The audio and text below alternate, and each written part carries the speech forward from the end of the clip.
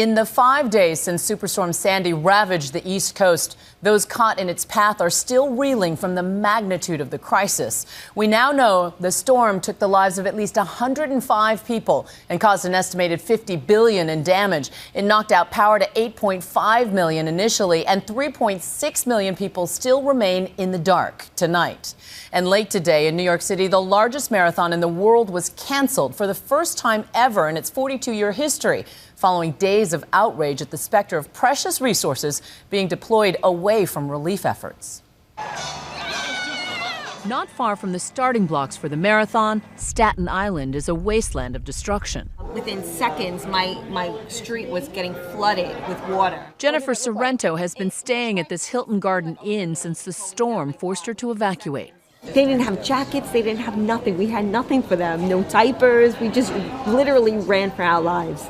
She's not alone. The hotel is packed with families, all displaced by Sandy's wrath. Normally, this time of year, the front desk would be bustling with runners from all over the world who made reservations months in advance. But this hotel owner made the tough decision not to kick out his current guests in order to make room for marathoners. It seems to me that a hotelier like you has a moral dilemma. Well, I don't know if it was a moral dilemma. It was just the right thing to do. He was worried his corporate bosses would be upset with him. But this morning I got a call on my cell phone from the president of the Hilton Garden Inn, who said, you know, I could always cry. He said, we are with you. So whatever you need, we'll do whatever you need. With their generous support, he's even playing host to the Red Cross volunteers who are sleeping on cots in one of the hotel's ballrooms. They're not used to white duvet covers here where they come from. These are Hilton cots. They're camping in places. Much of New York is still in a state of emergency, as we saw today. It looks like traffic, but this line of cars is actually a gas line. So how long have you been in line?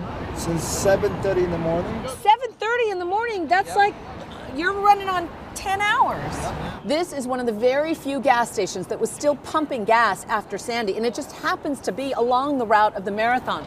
There is a line 30 blocks, a mile long, of people waiting to get gas. And as you can see, they just ran out. Four. Not far from here, people were still clamoring for essentials. Please back up so the next person can get them. Basketball?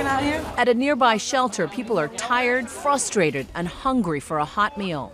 When was the last time you guys had a hot meal? 3 days. Yesterday. Everything at the neighborhood supermarkets have been destroyed, from the food to the freezers that used to hold it. 1 million spectators usually crowd the streets to cheer on the marathoners. This year, they're lining up for basics like socks and clean underwear. In Manhattan, where the race famously ends, the lights were only beginning to flicker on tonight, 5 days after this ordeal began. So you can imagine why some New Yorkers who've been living in the dark were less than thrilled to see 4 large generators brought in to power the marathon's media tent. There's children out there who are without blankets, without anything. It was the rising tide of outrage that seems to have forced the city and race organizers to pull the plug. It was time to make an incredibly difficult decision that we made together. It's time to move forward for New York.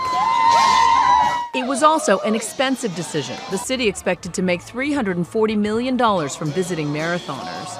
And there's also the heartbreak of would-be runners and the city that loves to cheer them on. But Sandy couldn't cancel everything. Tonight, at the hotel in Staten Island, while the Red Cross volunteers get some much-needed rest, there's a celebration in the next ballroom. The bride's family home was destroyed, but the parents say they never once thought of calling off the wedding.